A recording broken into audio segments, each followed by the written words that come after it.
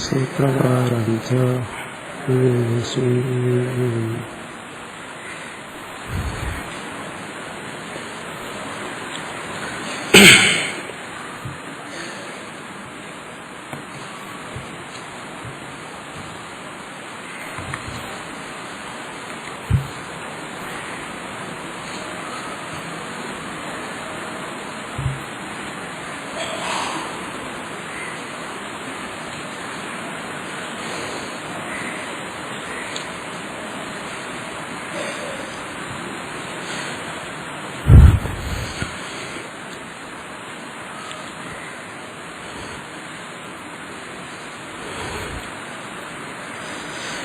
അക്ഷരസമാമനായം.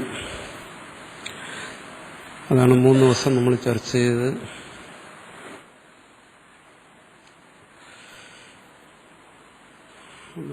ഇതിൽ നമ്മൾ ചർച്ച ചെയ്ത കാര്യങ്ങളെല്ലാം തന്നെ മുമ്പോട്ട് ആവശ്യമുള്ളതാണ്.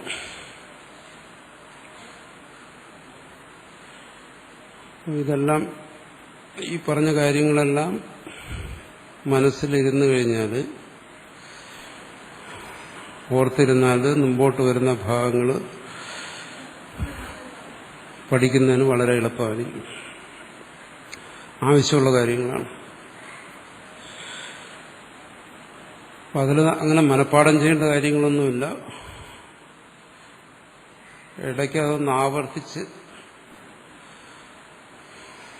മനസ്സിൽ വയ്ക്കണം. വാസ്തവത്തിൽ വ്യാകരണം പഠിക്കുന്നവർക്ക് പ്രയാസമായിട്ട് തോന്നുന്നത് മനഃപ്പാഠം ചെയ്യാമെന്നുള്ളതാണ്. ശരിക്കും പറഞ്ഞു കഴിഞ്ഞാൽ ഇത് മനഃപ്പാഠം ചെയ്യേണ്ട ആവശ്യമില്ല. ഞാനിതങ്ങനെ മനഃപ്പാഠം ചെയ്തിട്ടില്ല. മനഃപ്പാഠം ചെയ്യുന്ന കാര്യം എനിക്കും പ്രയാസമുള്ള കാര്യമാണ്. അതിനുള്ള വഴി എന്തെന്ന് വെച്ചു കഴിഞ്ഞാൽ, ഒന്ന് ഇത് വ്യക്തമായി മനസ്സിലാക്കുക. സൂത്രങ്ങളുടെയും മറ്റീ പറയുന്ന വാക്യങ്ങളുടെയൊക്കെ അർത്ഥം നമ്മൾ ശരിക്കും മനസ്സിലാക്കുക നമ്മുടെ ഭാഷയിൽ. അപ്പം മനസ്സിലാക്കി കഴിഞ്ഞാൽ ആ സംസ്കൃതത്തിലുള്ള ഇത് നമ്മുടെ മനസ്സിലിരിക്കും. സൂത്രങ്ങളും എല്ലാം അങ്ങനെയല്ല. നമ്മൾ ശരിയായ രീതിയിൽ അതിൻ്റെ അർത്ഥം ധരിച്ചു കഴിഞ്ഞാൽ മനസ്സിൽ, പിന്നെ പ്രത്യേകിച്ച് മനഃപ്പാഠം ചെയ്യേണ്ട ആവശ്യം വരില്ല. പിന്നെ ഇത് മനസ്സിൽ ഓർത്തിരിക്കാൻ വേണ്ടി ചെയ്യേണ്ട കാര്യം എന്ന് വെച്ചാൽ, ഇത് എല്ലാ ദിവസവും, ആദ്യമേ ഞാൻ പറഞ്ഞു, പാരായണം ചെയ്യുക.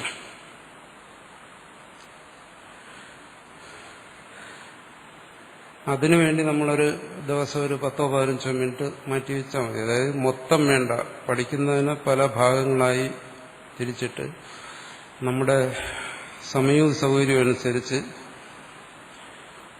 ഒരു 10-15-20 മിനിറ്റ് നമ്മൾ വായിക്കുക, വെറുതെ വായിക്കുക. വായിക്കുമ്പം പറയും മനസ്സിരുത്തി വായിക്കണമെന്ന്.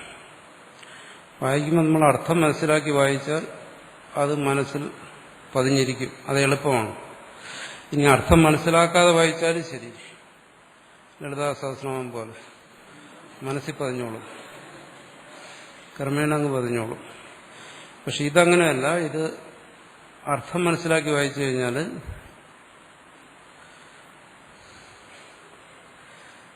ഇത് പ്രത്യേകിച്ചൊരു മനഃപ്പാഠം ചെയ്യേണ്ട കാര്യമില്ല. പിന്നെ ഇത് മനസ്സിലിരിക്കുന്നതിന് വേറൊരു കാര്യമെന്ന് പറയുന്നത്, നമ്മൾ ഇതിനെക്കുറിച്ച് ചിന്തിക്കുക. ഒരു സ്ഥലത്ത് പ്രത്യേകിച്ച് ഇരുന്ന് ചിന്തിക്കേണ്ട കാര്യമില്ല. നമ്മൾ വെറുതെ എന്തെങ്കിലും പ്രവൃത്തി ചെയ്യുമ്പോഴോ മറ്റെന്തെങ്കിലും കാര്യങ്ങളൊക്കെ ചെയ്യുമ്പോൾ ഇതിൻ്റെ ഭാഗങ്ങൾ മനസ്സിൽ കൊണ്ടുവന്ന് ചിന്തിക്കാൻ കഴിയുമെങ്കിൽ അത് നല്ലതാണ്. അതുകൊണ്ടും ഇത് മനസ്സിലിരിക്കും. പിന്നെ മനസ്സിലിരിക്കാൻ നല്ല വഴിയെന്ന് പറയുന്നത് പരസ്പരം ചർച്ച ചെയ്യുക. ചർച്ച ചെയ്തു കഴിഞ്ഞാൽ നമ്മൾ കേൾക്കുന്നതിനും വളരെ പ്രയോജനം ചെയ്യും. പിന്നെ ഏറ്റവും നല്ല വഴിയെന്ന് പറഞ്ഞാൽ ഇത് ആർക്കെങ്കിലും പറഞ്ഞു കൊടുക്കുക. മനസ്സിലായ ഒരാളും മനസ്സിലാകാത്ത ഒരാളിന് പറഞ്ഞു കൊടുക്കുക. അങ്ങനെ ചെയ്താലും ഇത് പ്രത്യേകം മനഃപ്പാഠം ചെയ്യേണ്ട ആവശ്യം വരില്ല. അപ്പോൾ അതിലേറ്റവും നല്ല വഴിയെന്ന് പറയുന്നത് നമ്മൾ വേറൊരാൾക്ക് ഇത് പറഞ്ഞു കൊടുക്കുക. അതിപ്പോൾ മനസ്സിലായ ഒരാൾ മനസ്സിലാകാത്ത ആളിന് പറഞ്ഞു കൊടുക്കുക. അപ്പോൾ നമ്മൾ 100 തവണ വായിക്കുന്ന പ്രയോജനം ചെയ്യും ഇത് ഒരാളിന് നമ്മൾ പറഞ്ഞു കൊടുത്താൽ. ആ രീതിയിലൊക്കെ ഇത് നമ്മൾ അറിയാതെ തന്നെ നമ്മുടെ മനസ്സിലിരിക്കും. കുറച്ച് ചിന്തിക്കേണ്ടി വരും. അപ്പോൾ അതിൽ ഒന്ന് കർശനമായി ചെയ്യേണ്ട ഒരു കാര്യം പാരായണം. എന്നുവെച്ചാൽ നമ്മൾ അത് കുറേശ്ശെ വായിക്കുകയാണ്. കുറച്ച് സമയം അതിനുവേണ്ടി മാറ്റിവെക്കുക.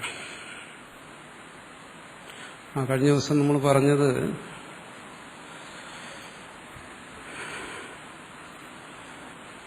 വ്യാകരണം എന്ന് പറയുന്നത് പ്രധാനമായി വരുന്ന അഷ്ടാധ്യായി. അഷ്ടാധ്യായിയോടൊപ്പം വരുന്നതാണ് ധാതുപാഠം. അതെല്ലാം നമ്മൾ പിന്നീട് മനസ്സിലാക്കും. ധാതുക്കളെക്കുറിച്ച് പറയുന്ന ഭാഗം, ലിംഗാനുശാസനം, ഓരോ ശബ്ദങ്ങളും പുല്ലിംഗമാണോ സ്ത്രീലിംഗമാണോ നംസലിംഗമാണോ എന്ന് പറയുന്ന അത് ഗണപാഠം. അത് പിന്നെ നമ്മൾ മനസ്സിലാക്കേണ്ടതാണ്. ഓരോ ശബ്ദങ്ങൾ പ്രത്യേകം പറഞ്ഞിരിക്കും. പിന്നെ വരുന്നത് ഈ അക്ഷരസമാമ്നായം. ഇതൊരു പ്രത്യേക ഭാഗമായിട്ടാണ്. അത് നമ്മളിപ്പോൾ ചർച്ച ചെയ്ത് കഴിഞ്ഞു. പിന്നെ വരുന്നത് ശിക്ഷ. ആ ശിക്ഷ എന്ന് പറയുന്നതിലാണ് ഞാൻ നേരത്തെ പറഞ്ഞ കാര്യം വരുന്നത്, പാരായണം. അപ്പോൾ അതിൽ പ്രധാനമായിട്ട് ഇതിൻ്റെ ഉച്ചാരണവും മറ്റും വരും. എങ്ങനെ ഉച്ചരിക്കണം,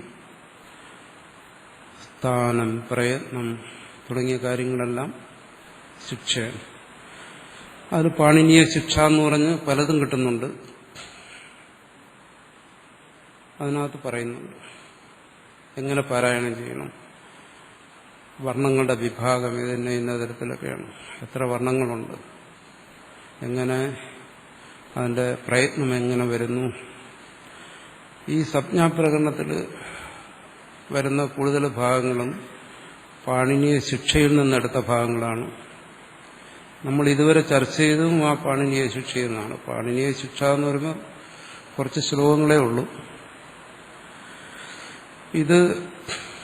ഇതേ കാര്യങ്ങൾ തന്നെ വേദത്തിൽ പ്രാതിശാഖ്യം എന്ന് പറഞ്ഞ് ഓരോ വേദത്തിനും ഓരോ ഭാഗമുണ്ട്. അവിടെ അത് ചർച്ച ചെയ്യുന്നുണ്ട്. അതിൽ നിന്നൊക്കെ സംഗ്രഹിച്ചാണ് ഈ ശിക്ഷ ഉണ്ടാക്കിയിരിക്കുന്നത്. പിന്നെ എല്ലാ ഋഷിമാരുടെ പേരിലും ഉണ്ട് ശിക്ഷ.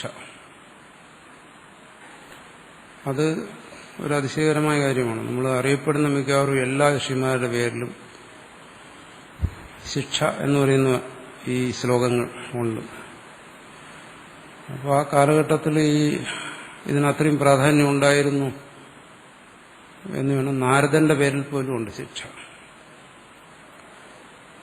അപ്പോൾ അതിൽ പ്രധാനമായി പറയുന്ന ഒന്നാണ് ഈ ഉച്ചാരണം. അത് എങ്ങനെ ഇത് പഠിക്കണം. പഴയ കാലത്താണെങ്കിൽ പാഠകന്മാരെന്ന് പറഞ്ഞൊരു വിഭാഗം തന്നെ ഉണ്ടായിരുന്നു. രാജസദസ്സുകളിലും മറ്റും അവരുടെ ജോലി ഇതെല്ലാം കണ്ടസ്ഥം ചെയ്തിട്ട് അവിടെ ഇത് ചൊല്ലുക. പുരാണങ്ങളും ഇതിഹാസങ്ങളും, വ്യാകരണം മാത്രമല്ല ശാസ്ത്രങ്ങളുമല്ല. കാരണം എഴുത്ത് ഉണ്ടായിരുന്നെങ്കിലും കുറവായിരുന്നു. അപ്പോൾ ഇത് കണ്ടസ്ഥം ചെയ്ത് ചൊല്ലുമ്പോൾ ചിലപ്പോൾ അവർ തന്നെ വ്യാഖ്യാനിക്കും, അല്ലെങ്കിൽ അത് വ്യാഖ്യാനിക്കാൻ വേറെ പണ്ഡിതന്മാർ കാണും. അപ്പോൾ അവിടെ കേട്ടുകൊണ്ടിരിക്കുന്നവർക്ക് ഈ പാഠകൻ പറയുന്നത് വ്യക്തമായി ധരിക്കണം. ഇവിടെ മലയാളത്തിൽ പാഠകം എന്ന് പറഞ്ഞൊരു സമ്പ്രദായമുണ്ട്. ഇത് കഥ പറഞ്ഞ അർത്ഥം പറയുന്ന ഒരു രീതി. അപ്പം അതിന്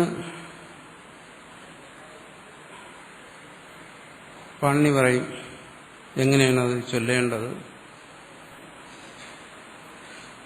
മാധുര്യം, അക്ഷരവ്യക്തി, പദച്ഛേദസ്തു സുസ്വര,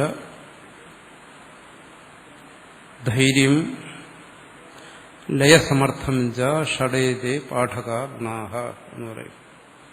അക്ഷരം ചൊല്ലുന്ന സമയത്ത് അതിന് മാധുര്യം ഉണ്ടായിരിക്കണം, കേൾക്കുന്നവർക്ക് മധുരമായി തോന്നണം. അക്ഷരവ്യക്തി, അക്ഷരങ്ങൾ വ്യക്തമായിരിക്കണം. എവിടെയെങ്കിലും അർത്ഥം ബോധിക്കുന്നതിന് പ്രയാസമുണ്ടെങ്കിൽ പദം ഛേദിക്കണം. അത് നിർബന്ധമില്ല. മരപ്രഭു എന്ന് പറഞ്ഞാൽ അമരപ്രഭു എന്ന് തോന്നത്തില്ലല്ലോ. അങ്ങനെ വരുന്നിടത്ത് അമരപ്രഭു എന്ന് തന്നെ ഛേദിച്ച് പറയും. ആശയക്കുഴപ്പമുണ്ടാക്കരുത്. പ്രത്യേകിച്ച് പൂർവ്വരൂപം വരുന്നിടത്ത് പദം ഛേദിച്ചില്ലെങ്കിൽ അർത്ഥം മനസ്സിലാക്കാൻ പ്രയാസം വരും. സംസ്കൃതം പഠിച്ചിട്ടുള്ളവർക്ക് കുഴപ്പമില്ല, അല്ലാത്തവർക്ക്. അതുകൊണ്ടാണ് ഈ വിവാദം വന്നത്. മരപ്രഭുവാണോ അതോ അമരപ്രഭുവാണോ? പിന്നെ സുസ്വര, സ്വരം നന്നായിരിക്കണം. ധൈര്യം എന്ന് വെച്ചാൽ സ്ഥൈര്യം, ഒരു സ്ഥിരത ഉണ്ടായിരിക്കണം. എന്നുവെച്ചാൽ ചിലർ പ്രസംഗിക്കുന്ന പോലെ അങ്ങ് ഹൈ വോളിയത്തിലേക്ക് പോകും, പിന്നെ ഇങ്ങനെ ആരും കേൾക്കാത്ത രീതിയിലെങ്കിൽ താഴെ കൊണ്ടുവന്ന് മുറുമുറ എന്ന് പറയും. പ്രസംഗത്തിലുണ്ടല്ലോ അങ്ങനെ ചില വിദ്യകൾ. അത്രയൊന്നും പാടില്ല പാരായണത്തിൽ. സ്ഥൈര്യം, ലയസമർത്ഥം ച, കേൾക്കുന്നവരുടെ മനസ്സിനൊരു ലയം ഉണ്ടാവും, ഭീകരമായിരിക്കരുത്. അപ്പൊ ഇത്രയാണ്. ഇതുപോലെ വേറെയും പറയുന്നുണ്ട്, ഞാൻ ഓർമ്മ വന്നോന്ന് പറഞ്ഞതേ ഉള്ളൂ. പാഠകന്മാരുടെ ഗുണങ്ങൾ നമ്മൾ ഇത് ചൊല്ലുമ്പോൾ ഇതൊക്കെ ശ്രദ്ധിക്കണം. കേൾക്കുന്നവർക്ക് മനസ്സിലാകണം എന്നുള്ളതും ഇമ്പം ഉള്ള തരത്തിലും അത് ചൊല്ലണം എന്നാണ്. വിപരീതമായതും പറയുന്നുണ്ട്, എങ്ങനെ പാടില്ല എന്ന്. ഗീതി കണ്ഠി, ഗീതി ശീഘ്രി, ശിരക്കമ്പി തഥാ ലിഖിത പാഠക.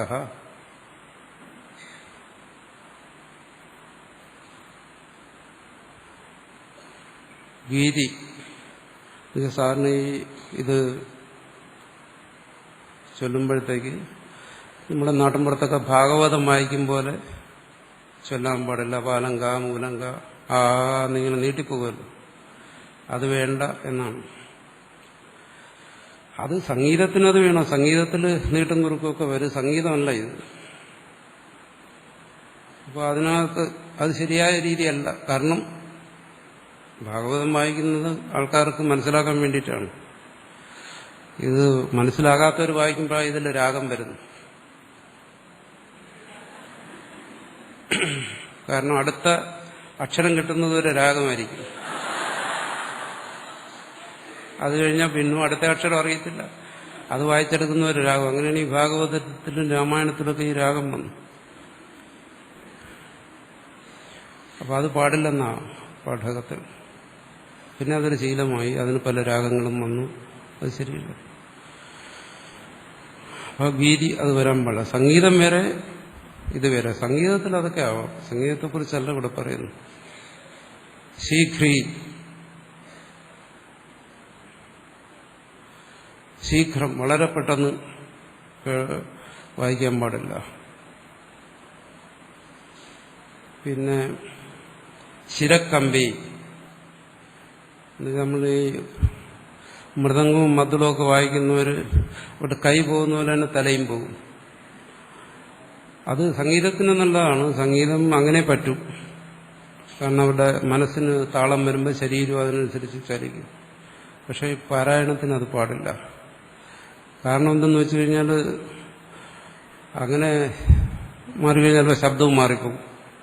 തലയിട്ടടിക്കുമ്പോൾ ശബ്ദം മാറിപ്പോകും. മറ്റങ്ങനെയല്ല, താളത്തിനും സ്വരത്തിനും അനുസരിച്ചാണ് പോകുന്നു. അപ്പോൾ പാരായണം ചെയ്യുമ്പോൾ തലയിട്ടടിക്കാൻ പാടില്ല. പിന്നെ വേറൊന്ന് പറയുന്നുണ്ട്, അതൊന്നും നടക്കുന്ന കാര്യമില്ല. പണ്ട് തഥാ ലിഖിത പാഠക,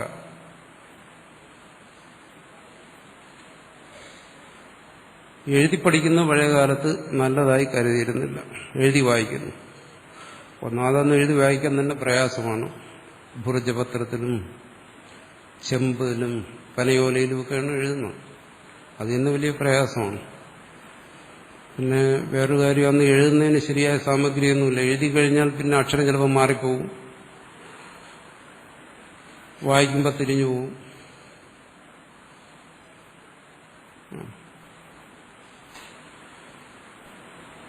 അപ്പോൾ അത് പാടില്ല. അത് കണ്ഠസ്ഥം ചെയ്ത് തന്നെ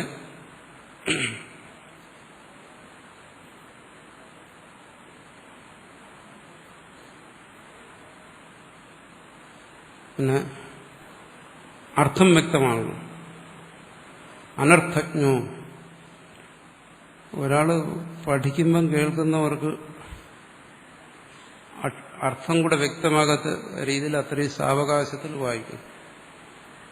നമ്മൾ ഭാഗവതം വായിക്കുമ്പോൾ കേട്ടോണ്ടിരിക്കുന്നവർക്ക് എന്തെങ്കിലും അർത്ഥം മനസ്സിലാകും? വായിക്കുന്നവനും മനസ്സിലാകത്തില്ല, കേൾക്കുന്നവനും മനസ്സിലാകത്തില്ല. ആണ് അനർത്ഥജ്ഞനാകാൻ പാടില്ല. അല്പകണ്ഠസ്ഥ എന്നുവെച്ചാൽ തീരെ ശബ്ദം കുറച്ച് പാടില്ല, വ്യക്തമായി കേൾക്കത്തക്ക രീതിയിൽ. ഇന്നും മൈക്കൊക്കെ ഉള്ളതുകൊണ്ട് കുഴപ്പമില്ല, പണ്ടതില്ലായിരുന്നല്ലോ. ഷഡേതേ പാടക അധമാഹ ശീഘ്രീ ഗീതി ശിരക്കംഭി തഥാ ലിഖിതപാഠക അനർത്ഥശ്ചോ അല്പകണ്ഠശ്ച ഷഡേതേ പാഠക അധമാഹ. ഇങ്ങനെ വേറെയും പറയുന്നുണ്ട്. ഇങ്ങനെ അപ്പൊ ഇതിൽ നിന്ന് കാര്യം നമുക്ക് മനസ്സിലാവും. എന്താണ് വായിക്കുന്നത്? പാഠകന്മാര് അത് വ്യക്തമായി വായിക്കണം. ഇതിനെ സംഗീതവുമായിട്ട് ബന്ധപ്പെടുത്തരുത്. സംഗീതം വേറെയാണ് ഇത്. പിന്നെ ഉച്ചാരണത്തിന്റെ കാര്യം പറഞ്ഞു കഴിഞ്ഞാൽ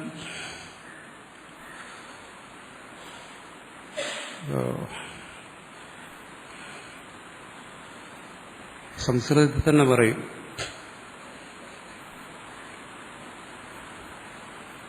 യദ്യപി ബഹുകിം അധീതേ പഠപുത്ര വ്യാകരണം. ഒരു പിതാവ് പുത്രനോട് പറയുന്നതാണ്, യദ്യപി ബഹുകിം അധീതേ. ഒരുപാട് പഠിച്ചിട്ട് എന്താ കാര്യം? ഒരുപാട് ശാസ്ത്രങ്ങളൊന്നും പഠിക്കണ്ട. അതിന് മുമ്പ് തന്നെ എന്താണ്?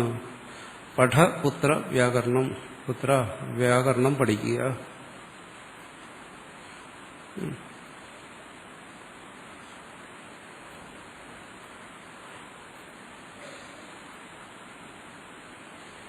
ഇല്ലെങ്കിൽ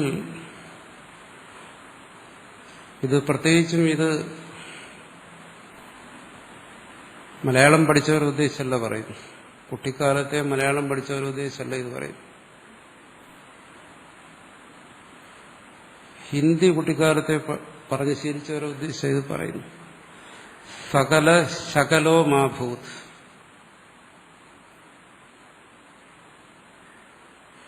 അല്ലെങ്കിൽ പറയും സ്വജന സ്വജനോ മാഭൂത്.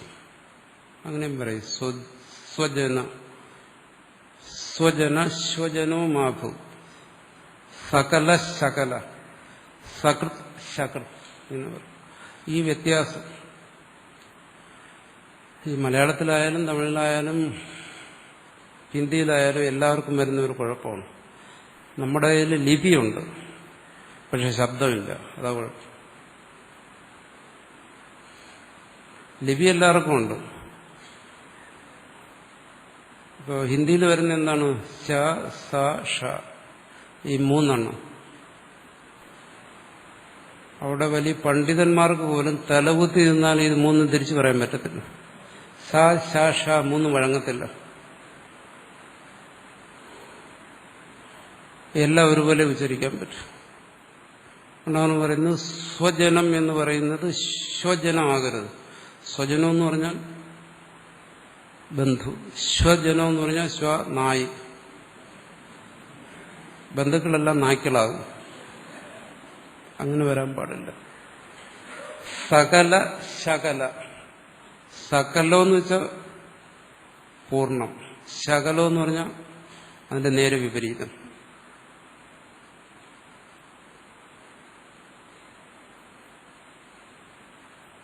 സകൃത് ഏകവാരം, ഒറ്റത്തവണ എന്നൊക്കെ ഉള്ളതിനാണ് സകൃത്ത് ഉപയോഗിക്കുന്നത്. അത് ശകൃത്ത് എന്ന് ഉച്ചരിച്ചു കഴിഞ്ഞാൽ മലം എന്നുള്ള അർത്ഥം വരും. എല്ലാം വിരുദ്ധമായ അർത്ഥങ്ങളിലേക്ക് പോകും.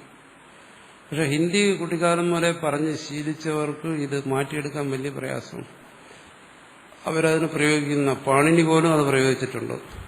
ഷാ എന്ന് പറയുന്നതിന് അവർ പറയും മൂർധന്യ സകാരം. ഷ മൂർധന്യമാണ്. റഡു ഷാന മൂർധ. മൂർധന്യ ഷകാരം എന്നേ പറയാൻ പറ്റും. സാ എന്ന് പറയാൻ പറ്റത്തില്ല. എടുത്തു ലസാന ദന്ത. സാ പറയുമ്പം പറയും ദന്ത്യ സകാരം. വിച്ചുശാന താല്. താലവ്യ സകാരം എന്ന് പറയും. അപ്പൊ ഇതൊരിക്കലും തിരിച്ച് പറയാൻ പറ്റത്തില്ല. ശക്തി ശക്തി എന്നേ പറയത്തുള്ളൂ. അത് വലിയ എന്ന് വിചാരിച്ച് അപൂർവം ചിലർ ഒരുപാട് അഭ്യസിച്ചിട്ട് മാറ്റിയെടുക്കുന്നുണ്ട്. സ്വയം അത് മാറത്തില്ല. അതിന് പ്രത്യേക അഭ്യാസം ആവശ്യം. പക്ഷെ മലയാളം പറഞ്ഞു വരുന്നവർക്ക്, കുട്ടിക്കാലത്തെ പഠിച്ച് ശീലിച്ചവർക്ക് മിക്കവാറും പേർക്കും അത് പ്രയാസമില്ല. സ ഷ ശ വ്യക്തമായി ഉച്ചരിക്കുക.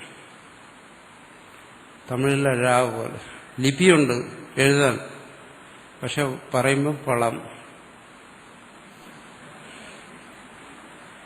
ലിപിക്ക് ദാരിദ്ര്യമില്ല, പക്ഷെ ഉച്ചാരണത്തിൽ അങ്ങനെ വരും. പിന്നെ അപൂർവം ചിലരൊക്കെ ചിലപ്പം അഭ്യാസം ചെയ്തിട്ട് പഴം എന്ന് പറഞ്ഞിരിക്കും. പക്ഷെ സാധാരണ രീതിയിൽ അത് സാധാരണ ഒരാൾക്ക് അത് തിരിഞ്ഞു വരത്തില്ല. ഇനി മലയാളിയുടെ തകരാറ്, മലയാളിക്ക് ഉച്ചാരണത്തിന് മുഴുവൻ പെശകാണ്. ഈ മൂന്ന് കാര്യത്തിലേ ഉള്ളൂ അവർ മിടുക്കന്മാർ. ശ ഷ സ. ബാക്കിയുള്ളവർക്കല്ല. നമ്മൾ സാധാരണത്തിലാണ് ഗജാനനം ഭൂതഗണാതിസേവിതം. ഇത് മൊത്തം തെറ്റാണ്. നമ്മൾ നീട്ടിയടിക്കും. തുടക്കം മുതൽ തെറ്റാണ് നമ്മൾ ചൊല്ലുന്നത്. ഗ എന്നാണ് നമ്മൾ പറയുന്നത്. ഗ ഖ ഖ ഗ ഘ ഗ മൃദു. ഗ എന്നാണ് നമ്മൾ എഴുതുന്നത്. പക്ഷെ ചൊല്ലുന്നത് എങ്ങനെ? ഗേ. ഗജാനനം. ഗ എന്ന് എഴുതിയിട്ട് ഗേ എന്ന് ചൊല്ലുന്നത് എങ്ങനെയാണ്? അങ്ങനെ ചൊല്ലാൻ പാടില്ല. പക്ഷെ അത് ഹിന്ദി പറഞ്ഞ് ശീലിച്ചവർ അത് കറക്റ്റായി ചൊല്ലും. അവർ ഗജാനനം എന്നേ പറയത്തുള്ളൂ.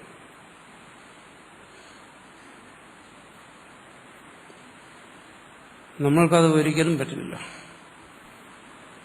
സർവത്ര ഈ കുഴപ്പമുണ്ട്. ഗായകേന്ന് ചൊല്ലും. ഗണപതി എന്നല്ലേ പറയുന്നത്. ഗണപതി എന്ന് ആരെങ്കിലും പറയാറുണ്ടോ? എന്നുവെച്ചാൽ മലയാളം ചൊല്ലുന്നവരെ ഉദ്ദേശിച്ചാണ്. ഞാൻ മലയാളം ചൊല്ലി ശീലിച്ച ആളായതുകൊണ്ടാണ് ഞാൻ പറയുന്നത്. ഇവിടെ ഇരിക്കുന്നതിൽ മലയാളം പറഞ്ഞ് ശീലിക്കാത്തവരുമുണ്ട്. പിന്നെ മലയാളികൾക്ക് ഒരു ദുരഭിമാനമുണ്ട്. ഞങ്ങൾ ഷാ ഷാ സ കൃത്യമായി ചൊല്ലുന്നവരാണ്. അത് ഇതി തീരും. പക്ഷെ ഇതറിയത്തില്ല. ഇങ്ങനെ ഒരു അബദ്ധമാണ് നമ്മൾ എന്നുള്ള കാര്യം ഇവർക്കറിയത്തില്ല. തമിഴിനെ പറ്റി പറയുള്ളൂ. ലാ എന്നാ പറയുന്നു. അതിനും വലിയ അബദ്ധമാണ് ഇത്. പിന്നെ ഛ ഛ ജ ഝ ഇതൊരിക്കലും തിരിയത്തില്ല. പക്ഷെ ഹിന്ദി പറയുന്നവർ അത് വ്യക്തമായി പറയും. ജാനോ ചായാണോ ജായാണോ അവിടെ ഇല്ല. പിന്നെ അതിനും വലിയ ഇതാണ് ഭൂതം. പാഭ ബാഭ. അത് മലയാളിക്ക് ചൊല്ലാനേ പറ്റത്തില്ല. എത്ര പറഞ്ഞാലും ഭൂതം. ഭൂതത്തിനപ്പുറം പോകത്തില്ല. ശകലം കൂടെ ഒന്ന് ഘടിപ്പിക്കാൻ പറ്റത്തില്ല. പിന്നെ തായും തായും അത് ഒരിക്കലും തിരിയത്തില്ല. താ ഒരിക്കലും മലയാളി താ ആദ്യത്തെ താ ഖരാക്ഷരമാണ്. അത് ദാന്നേ ചൊല്ലത്തുള്ളൂ. വടക്കുന്നാദാ നാദനാവും. ഇത് പറയാൻ കാരണം ഞാനൊരു മലയാളത്തിലെ ഏറ്റവും പ്രസിദ്ധനായ ഗായകന്റെ ഗീത കാസറ്റ് വടക്കിന്ത്യയിലായിരിക്കുമ്പോഴത്തേക്ക് അത് ഞങ്ങൾക്കിങ്ങനെ ഒരു വലിയ ഗാനഗന്ധർവനുണ്ടെന്നൊക്കെ പറഞ്ഞ് അവരെ ഇട്ട് കേൾപ്പിച്ചു കൊടുത്തു. കുറച്ചു കഴിഞ്ഞപ്പോൾ അവരൊക്കെ ചിരിക്കാൻ തുടങ്ങി. ഇതെന്താ ഈ പറയുന്നത്? തായും തായും ധായും ഒന്നും വ്യത്യാസമില്ല. ഷായും ഷായും ഒക്കെ കൊള്ളാം. പക്ഷെ ബാക്കി എല്ലായിടത്തും വ്യത്യാസമേ ഇല്ല. പിന്നെ തമിഴിനെ സംബന്ധിച്ച് കുഴപ്പമില്ല, കാരണം അവർക്ക് ഒരു കാര്യമുള്ളൂ, എന്ത് പറഞ്ഞാലും കുഴപ്പമില്ല. മലയാളിയെ സംബന്ധിച്ച് അങ്ങനെയല്ല, അതിന് പ്രത്യേകം ഉണ്ട്. ക ഖ ഗ ഘ. പക്ഷെ ഒരിക്കലും ശരിയാകത്തില്ല. ഗണാതിസേവിതം അവിടെയും ഗയാണ്, ഗ അല്ല ഗണ. പിന്നെ വരുന്ന ഗണാധി. ആരെങ്കിലും ശരിക്കും ചൊല്ലിയിട്ടുണ്ടോ, കേട്ടിട്ടുണ്ടോ? ഒരിക്കലും പറ്റത്തില്ല. സേവിതം, സേവിത്തം ഒരിക്കലും പറയാൻ പറ്റില്ല. അങ്ങനെ നമ്മൾ ഉച്ചരിക്കുന്ന ശ്രദ്ധിച്ചു നോക്കുക, ഒരിടത്തും ഈ അക്ഷരസ്ഫുടത വരത്തില്ല. എന്തുകൊണ്ട്? ഇത് ഈ തമിഴിന്റെ സ്വാധീനം കൊണ്ടായിരിക്കും. മലയാളിയും അങ്ങനെ ചൊല്ലി ശീലിച്ചു പോയി. അത് ശരിയാക്കാൻ പ്രയാസമാണ്.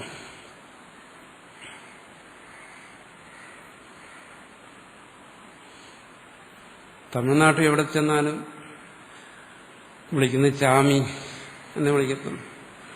മലയാളത്തിലാണെങ്കിൽ സ്വാമി എന്ന് എഴുതും, പക്ഷെ സാമി എന്ന് പറയും. സ്വാമി എന്ന് പറഞ്ഞാൽ സംസ്കൃതത്തിൽ പകുതി എന്ന അർത്ഥം. ഇയാൾ അരസ്വാമി എന്നാണ് അതിന്റെ അർത്ഥം, മുഴുസ്വാമി അല്ല. മറ്റിടത്താണെങ്കിൽ അതും പോയി ചാമി. പക്ഷെ അവിടുത്തെ പറഞ്ഞപ്പോൾ ഞങ്ങൾ ശരിയായ ഉച്ചാരണോ,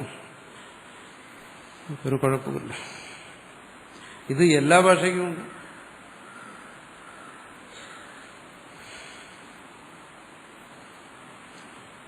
ഓരോ ഭാഷയ്ക്ക്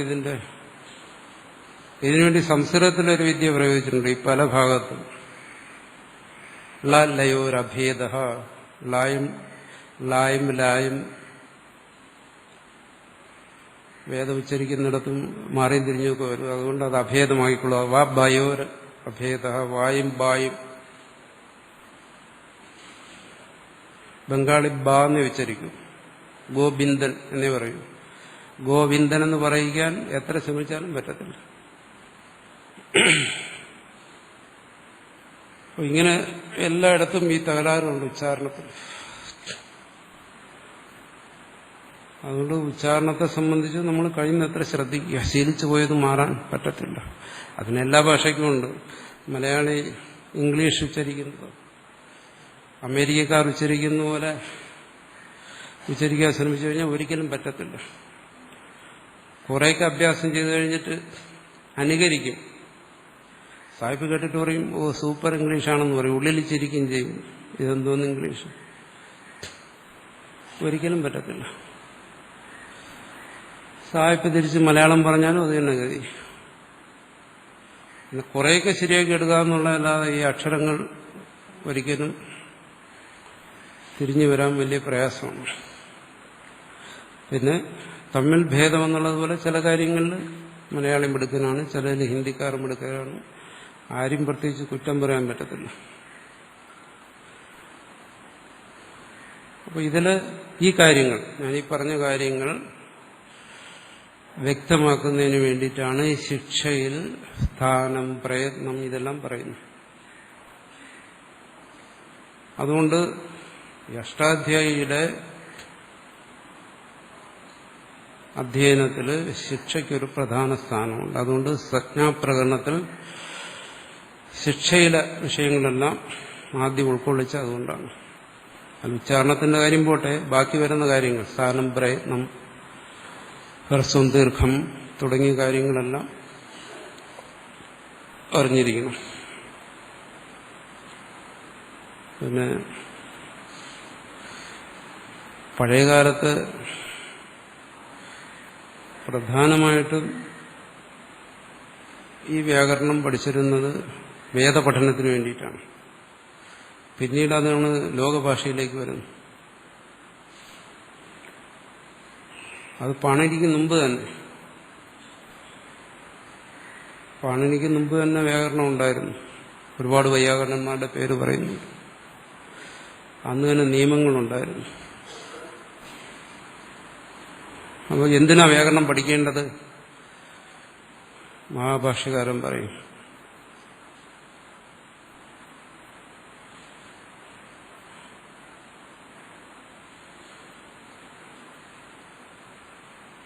കിമർത്ഥം വ്യാകരണം അധ്യേതവ്യം, എന്തിനു വേണ്ടി വ്യാകരണം പഠിക്കണം? രക്ഷ ഊഹ ആഗമ ലഘു അസന്ദേഹ പ്രയോജനം. രക്ഷൂഹാഗമ ലഘു അസന്ദേഹ പ്രയോജനം. അതിന് മറുപടിയും പറയും. മഹാഭാഷ്യത്തിന്റെ ശൈലി അതാണ്. ഒരു വിഷയത്തെ സംബന്ധിച്ച് 100 ചോദ്യം ചോദിക്കും ചെറിയ ചെറിയ സെന്റൻസിൽ. എന്നിട്ടതിന് 100 സമാധാനവും പറയും. കാരണം അനന്തൻ 1000 നാക്കുള്ള ആളാണ്. അപ്പോൾ പതഞ്ജലി അനന്തന്റെ രൂപത്തിലിരുന്ന് 1000 നാക്കുകൾ കൊണ്ട് ഉപദേശിച്ചു എന്നാണ്. ശിഷ്യന്മാര് ഒരുപാട് ആൾക്കാർ അവിടെ പഠിക്കാനുണ്ടായിരുന്നു. അവരെല്ലാം പുറത്തിരുന്നുകൊണ്ട് ഒരേ സമയം പല ചോദ്യങ്ങളും ചോദിച്ചു. ഒരു നാക്കുകൊണ്ട് മറുപടി പറയാൻ വയ്യാത്ത രീതിയിൽ ചോദ്യങ്ങൾ വന്നപ്പോൾ തന്റെ പല നാക്കുകളുകൊണ്ട് പല മറുപടി പറഞ്ഞതാണ്.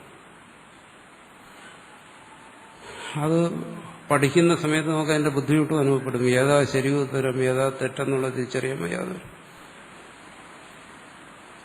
അതിൽ എന്താണ് പ്രയോജനം? കിമർത്ഥം വ്യാകരണം അധ്യേതവ്യം, എന്തിന് വ്യാകരണം പഠിക്കണം? രക്ഷ ഊഹ ആഗമ ലഘു അസന്ദേഹ പ്രയോജനം. ഓരോ കാര്യങ്ങളും നമ്മൾ പറയേണ്ട, ഇവിടെ വിശദീകരിക്കേണ്ട കാര്യമില്ല. ഒരു കാര്യം പറയുന്നുണ്ട്, ആഗമം. അത് മാത്രം പറയാം. കാരണം അത് മുമ്പ്, പാണിനിക്ക് മുമ്പ് തന്നെ അതാണ് ആഗമം എന്ന് പറയും. വളരെ മുമ്പ് തന്നെ ഇത് പറഞ്ഞിരുന്നു. വ്യാകരണം കൂടിയേ തീരൂ. എന്താണ് ആഗമം എന്ന് പറയുന്നത്? മുമ്പ് തന്നെ പറഞ്ഞു വന്നിരുന്നത്. ബ്രാഹ്മണേന നിഷ്കാരണേന ധർമ്മ ഷഡംഗോ വേദ അധ്യേയ ജ്ഞേയശ്ച. ഇതാണ് ആഗമം എന്ന് പറയുന്നത്.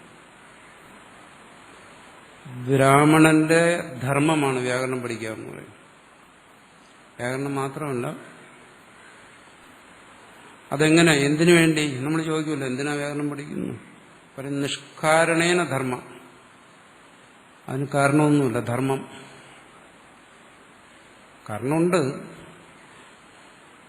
മുക്തിയും സ്വർഗവും ഒക്കെ പറയുന്നുണ്ട്. ഏകശബ്ദ സമ്യക് ജ്ഞാതഃ സുഷ്ടു പ്രയുക്തഃ സ്വർഗേ ലോകേ കാമധുക് ഭവതി. ഒരേ ഒരു ശബ്ദം, എല്ലാം വേണ്ട. ഏകശബ്ദ സമ്യക് ജ്ഞാതഃ, ശരിയായ രീതിയിൽ അറിഞ്ഞ്,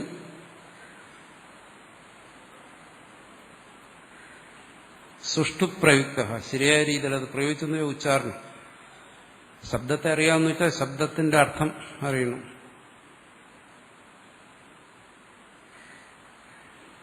ഏകശബ്ദ സമ്യക് ജ്ഞാതഃ സുഷ്ടു പ്രയുക്ത സ്വർഗേ ലോകേ കാമധുക് ഭവതി. സ്വർഗത്തിൽ അവന് സ്ഥാനമെന്നാണ്. ഈ ഉപനിഷത്തുകളിലൊക്കെ പറയുന്ന പോലെ ഇന്ന ഉപാസന ചെയ്തു കഴിഞ്ഞാൽ ഇന്ന ഫലം, സ്വർഗത്തിൽ പോകാം. ഇവിടെ കാമധുക്കാകുന്നു, അവന്റെ എല്ലാ ആഗ്രഹങ്ങളോടെ സിദ്ധിക്കുന്നു എന്നെല്ലാം പറയുന്നു. അതിന് ഒരു ശബ്ദം ശരിയായി അറിഞ്ഞ് പ്രയോഗിച്ചാൽ മതി എന്നാണ് അർത്ഥവാദ രൂപത്തിൽ പറയുന്നു. അങ്ങനെ പ്രയോജനമുണ്ട്, പക്ഷെ ആ പ്രയോജനം ഇച്ഛിക്കാൻ പാടില്ല. ബ്രാഹ്മണന്റെ ധർമ്മമാണ് നിഷ്കാരണമായി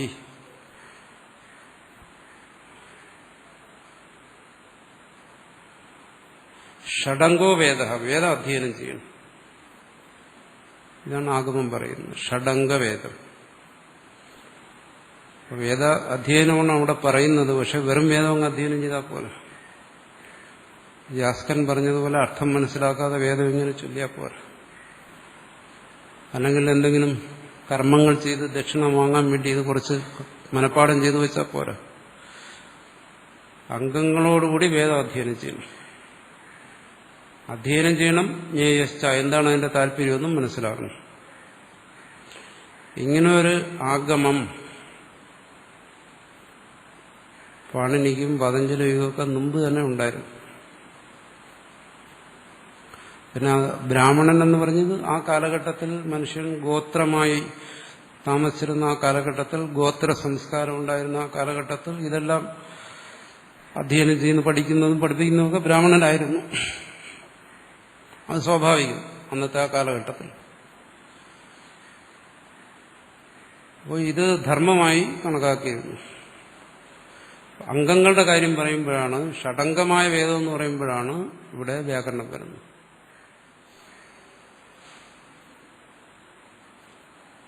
അത് പറയും ഛന്ദപാദോതു വേദസ്യ. വേദത്തെ ഒരു പൂർണ്ണ ശരീരമായിട്ടെടുത്തു കഴിഞ്ഞാൽ വേദശരീരം,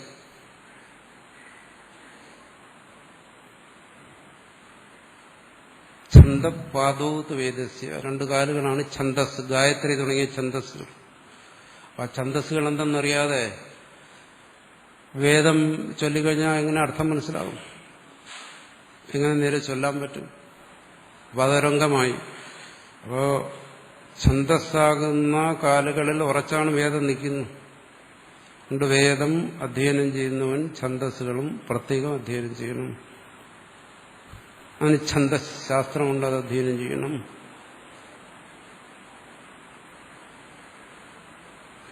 ഹസ്തോ കൽപ്പോധ പഠ്യതേ, കൽപ്പങ്ങൾ, പരാശര കൽപ്പം തുടങ്ങിയ കൽപ്പങ്ങൾ. കാരണം വേദത്തിൽ കർമ്മങ്ങളെക്കുറിച്ചൊക്കെ ഒരു ഒഴുക്കം മുട്ടി പറഞ്ഞു പോയിരിക്കുകയാണ്. കർമ്മത്തിന്റെ വിധാനങ്ങൾ എങ്ങനെയാണ് ഓരോന്നും സംശയം തീർത്ത് മനസ്സിലാക്കണമെങ്കിൽ പിന്നെ കൽപ്പസൂത്രങ്ങൾ അറിഞ്ഞിരിക്കണം. ഇന്ന കർമ്മം ഇന്ന രീതി ചെയ്യണം, ഇന്ന ഹവിസ് ഉപയോഗിക്കണം, ഇന്ന സമയത്ത് ഇന്നതിന് ചെയ്യണം. അതിന് കൽപ്പശാസ്ത്രം അധ്യയനം ചെയ്താലേ പറ്റും. അപ്പൊ വേദ ശരീരത്തിന്റെ കൈകളാണ്.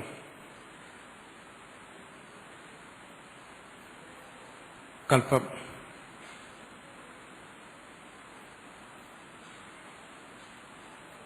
അതുകൊണ്ട് അത് അധ്യയനം ചെയ്യണം.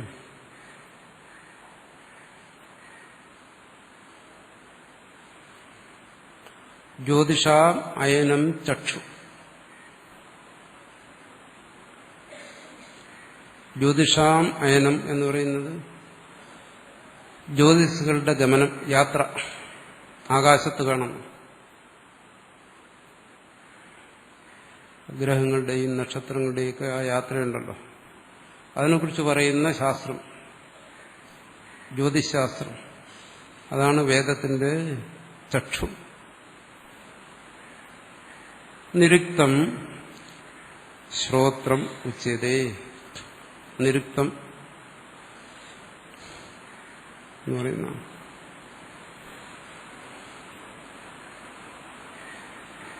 നിരുക്തം എന്ന് പറയുമ്പോൾ സാധാരണ ഇതിന്റെ ചരിത്രം പഠിക്കുന്നവർ പറയുന്നത് BC 1500 മറ്റും ഉണ്ടായതെന്നാണ്. അത്രയും പഴക്കമുള്ളതാണ്. യാസ്കന്റെ നിരുക്തം എങ്ങനെയാണ് വൈദികമായ ശബ്ദങ്ങളുടെ വ്യുത്പത്തി, എന്താണ് അതിലേക്ക് ശരിയായ അർത്ഥം, ഇതറിയണമല്ലോ. അല്ലെങ്കിൽ പിന്നെ വേദത്തിൽ നിന്ന് എങ്ങനെ അർത്ഥം മനസ്സിലാക്കും? ഇവിടെ ഭാഷ്യകാരൻ പോലും എത്രയോ പിന്നെ 1000 വർഷം കഴിഞ്ഞാണ് ഭാഷ്യകാരൻ ഭാഷ്യം എഴുതി. നിരുക്തത്തിന്റെ അർത്ഥങ്ങളാണ് ഭാഷ്യകാരനെ സ്വീകരിച്ചിരിക്കുന്നത്. അപ്പൊ അത്രയും ആധികാരികമായിട്ടുള്ള പ്രാമാണികമായ ഗ്രന്ഥമാണ് യാസ്കന്റെ നിരുക്തം, നിഘണ്ടു.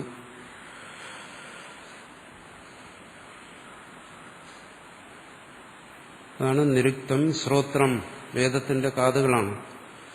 വേദത്തൊരു ശരീരമായിട്ടെടുത്തു കഴിഞ്ഞാൽ അത്രയും പ്രാധാന്യമുണ്ടെന്ന് നടത്തും. ചെവിയില്ലാതെ ശരീരം കൊണ്ടെന്താ പ്രയോജനം? ശിക്ഷാഘ്രാണം തു വേദസ്യ. ഘ്രാണേന്ദ്രിയമാണ് ശിക്ഷ. അപ്പൊ വ്യാകരണത്തിൽ നിന്ന് തന്നെ ഭിന്നമായിട്ട് അതിനൊരു സ്വതന്ത്രമായൊരു സ്ഥാനമുണ്ട്. കാരണം വേദമെന്ന് പറയുന്ന ഉച്ചാരണ പ്രധാനമാണ്. അതിൽ ഉദാത്ത അനുദാത്ത സ്വരഭേദങ്ങളുണ്ട്. അവിടെ ശബ്ദത്തിന്റെ ഉച്ചാരണത്തിനാണ്. മനുഷ്യൻ എഴുതുന്ന വിദ്യ കണ്ടുപിടിച്ചിട്ടും വേദം ചൊല്ലിത്തന്നെ പഠിച്ചിരുന്നു. അടുത്ത കാലത്താണ് അത് എഴുതാൻ തുടങ്ങിയത്. അപ്പൊ ശിക്ഷയ്ക്ക് വളരെ പ്രാധാന്യമുണ്ട്. ഓരോ വേദങ്ങളിലും പ്രാതിശാഖ്യം എന്ന് പറയുന്ന ഒരു ഭാഗം തന്നെ ഉണ്ടായി. ഇതിന്റെ നിയമങ്ങളെക്കുറിച്ചൊക്കെ പറയാം. നൂലൊന്ന് ശിക്ഷ ഘ്രാണം ശരീരത്തിൽ ഘ്രാണേന്ദ്രിയമില്ലെങ്കിൽ എന്താ? സുഗന്ധവും ദുർഗന്ധവും തിരിച്ചറിയാൻ പറ്റും.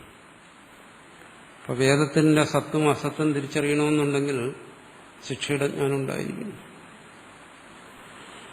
ഏറ്റവും പ്രധാനപ്പെട്ട എന്താണ്? ശരീരത്തിൽ അവയവം വായു തന്നെയാണ്. ശബ്ദിക്കുന്നതിനും ഭക്ഷണം കഴിക്കുന്നതിനും എല്ലാം വായു ആവശ്യമാണ്.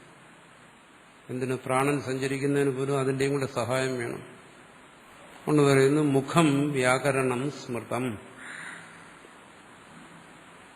ശിക്ഷാ ഘ്രാണം വേദസ്യ മുഖം വ്യാകരണം സ്മൃതം. ഇതും പാണിനീയ ശിക്ഷയിൽ പറയുന്നതാണ് ഈ ശ്ലോകം. വായാണ് വ്യാകരണം. ശബ്ദത്തിന്റെ പ്രാധാന്യം എന്താണ്?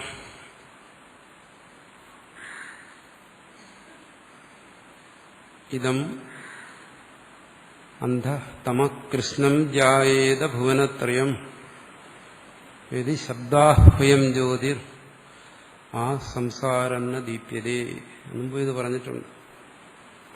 ഇത് ഭർത്തൃഗിരി പറയുന്നതാണ് വാക്യപദീയത്തിൽ. ഇതം അന്ധതമകൃഷ്ണം ജായേത ഭുവനത്രയം. ഈ മൂന്ന് ലോകവും ഇരുട്ടിലായിപ്പോയി.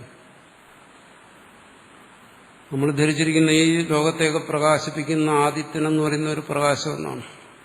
പക്ഷെ ശബ്ദമില്ലെങ്കിൽ ഒന്ന് ആലോചിച്ച് നോക്കുക. യദി ശബ്ദാഹ്വയം ജ്യോതി ആ സംസാരം ന ദീപ്യതേ. ഈ സംസാരത്തെ ശബ്ദം എന്ന ഈ പ്രകാശം പ്രകാശിപ്പിച്ചില്ല എന്നുണ്ടെങ്കിൽ, ശബ്ദമില്ല എന്നുള്ള കാര്യം ഒന്ന് ചിന്തിച്ചു പോവുക, മനസ്സ് ഇരുളായിപ്പോകും. പ്രകാശമില്ലെങ്കിൽ പുറം ഇരുളായിരിക്കും, പക്ഷെ ശബ്ദമില്ലെങ്കിൽ നമ്മുടെ മനസ്സിരുളായി. ഒരാശയത്തെ മനസ്സിൽ ചിന്തിക്കാനോ ഒരാശയത്തെ പ്രകാശിപ്പിക്കാനോ ഒന്നും മനുഷ്യന് കഴിവില്ലാതെ പോകും. അതാണ് പറയുന്നത് ഇതം അന്ധതമകൃഷ്ണം ജായേത ഭുവനത്രയം എന്ന് ഭർത്തൃഗിരി പറയുന്നു. അതുകൊണ്ട് ഇവിടെ പറയുന്നത് എന്താണ്? മുഖം വ്യാകരണം സ്മൃതം. വ്യാകരണം മുഖമാണ്. അതുകൊണ്ട് തസ്മാ സാംഗം അധീത്യൈവ ബ്രഹ്മലോകേ മഹീയതേ. അപ്പോ വേദാധ്യയനം കൊണ്ട് ഒരുവന് ബ്രഹ്മലോകത്തെ, അത് ഉപാസനയാണ് വേദാധ്യയനം. ബ്രഹ്മലോകം എന്ന് പറഞ്ഞാൽ സ്വർഗലോകം എന്ന് പറഞ്ഞാൽ. അപ്പൊ ആ ഉപാസന ഫലമായി അവൻ അവിടെ എത്തിച്ചേരണമെന്നുണ്ടെങ്കിൽ സാംഗം ഇത് അധ്യയനം ചെയ്യണം. എന്നുവെച്ചാൽ അംഗത്തോടുകൂടി, ഈ പറയുന്ന എല്ലാ അംഗങ്ങളും, ശിക്ഷ, കൽപ്പം, വ്യാകരണം, നിരുക്തം, ഛന്ദസ്, ജ്യോതിഷം തുടങ്ങിയ അംഗങ്ങളോടുകൂടി തന്നെ അധ്യയനം ചെയ്യണമെന്നായിരുന്നു പഴയകാലത്തെ നിയമങ്ങളൊക്കെ. അപ്പോൾ പിന്നെ എന്താണ്? ബ്രാഹ്മണേന നിഷ്കാരണേന ധർമ്മ ഷഡംഗോ വേദ അധ്യേയ ജ്ഞേയശ്ച എന്ന് ഭാഷകാരൻ പറഞ്ഞതിൽ ദോഷം വല്ലതുണ്ടോ? ഇനി അല്ലാതെയുള്ള ദോഷവും പറഞ്ഞിട്ടുണ്ട്. ഇതിങ്ങനെ അല്ല, ഷഡംഗമായി വേദത്തെ അധ്യയനം ചെയ്യാതിരുന്നു കഴിഞ്ഞാൽ ദോഷമുണ്ട്. നമ്മളിങ്ങനെ സാധാരണഗതിയിൽ വായി തോന്നിയത് കോതയ്ക്ക് പാട്ടെന്നുള്ള രീതിയിൽ എന്തെങ്കിലുമൊക്കെ കാട്ടിക്കൂട്ടിയിട്ട് അവസാനം പറയും കരചരവൃതം വാ കായം കർമ്മജം വാ ക്ഷമസ്വ ക്ഷമസ്വ ക്ഷമസ്വ, എഴുന്നേറ്റ് പോകും. വേദത്തിൽ ഈ പണി നടക്കത്തില്ല. ഞാൻ പറഞ്ഞതും ചെയ്തതെല്ലാം വിവരക്കേടാണ്, ഭഗവാനെ ക്ഷമിക്കണേ എന്ന് പറഞ്ഞിട്ട് നമുക്ക് ദക്ഷിണയും വാങ്ങി പോക്കറ്റിട്ടിട്ട് എഴുന്നേറ്റ് പോകാം. അവിടെ പറയുന്നത് എന്താണ്? പാണിനി എന്ന് പറയുന്നതാണ് ശിക്ഷയിൽ. ദുഷ്ടശബ്ദ സ്വരതോ വർണ്ണതോ വാ മിഥ്യാപ്രയുക്തോന തമർത്ഥമാഹ.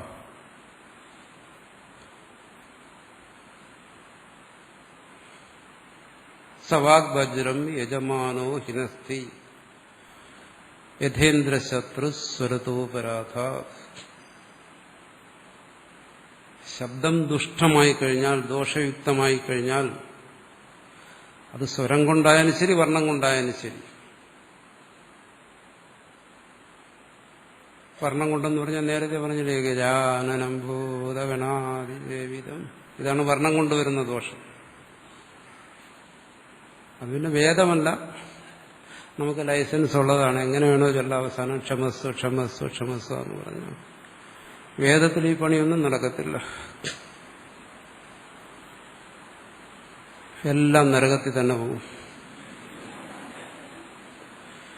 ശരിയായ രീതിയിൽ അല്ല ഉച്ചരിക്കുന്നതെങ്കിൽ. അപ്പൊ ഇപ്പോൾ ഉച്ചരിക്കുന്നവരിൽ എത്ര പേര് നരകത്തിൽ പോകുമെന്നുള്ള കാര്യം,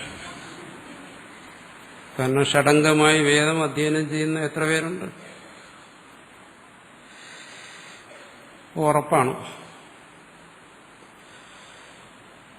നരകത്തിലേക്കുള്ള വിസയും പാസ്പോർട്ടും ഒക്കെ റെഡിയാക്കി വെച്ചുകൊണ്ടാണ് ഇവിടെ ഇരുന്ന് ചൊല്ലുന്നത്.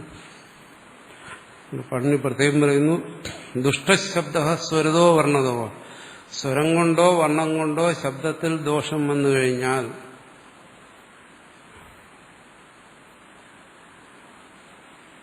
അങ്ങനെയുള്ള ശബ്ദം മിഥ്യാപ്രയുക്തോ, മിഥ്യയായി പ്രയോഗിച്ചു കഴിഞ്ഞാൽ, ശരിയല്ലാത്ത രീതിയിൽ പ്രയോഗിച്ചു കഴിഞ്ഞാൽ, ശബ്ദത്തിൽ ഭ്രാന്തി കൊണ്ട്, ഏത് ശാക്കിഷാന്നോ സാക്കിഷാന്നോ എന്നുള്ള ശബ്ദഭ്രാന്തിയോടുകൂടി ഉച്ചരിച്ചു കഴിഞ്ഞാൽ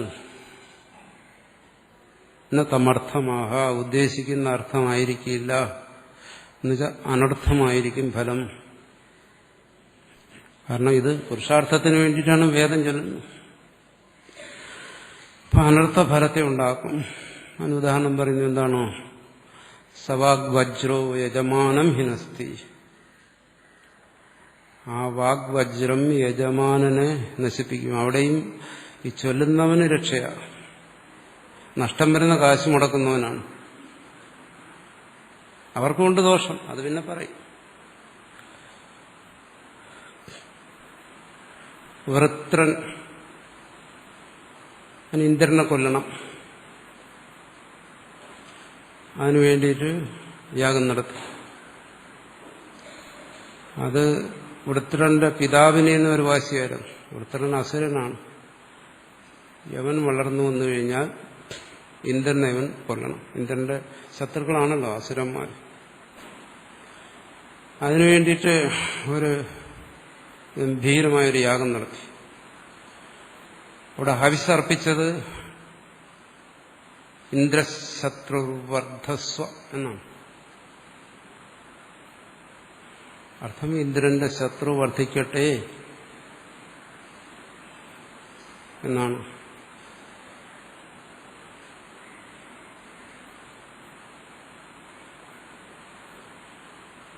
അതാണ് ഉദ്ദേശിച്ചത്, ഇന്ദ്രന്റെ ശത്രു വർദ്ധിക്കട്ടെ. ഇന്ദ്രശത്രു എന്ന് പറയുന്നത് സമസ്ത പദമാണ്.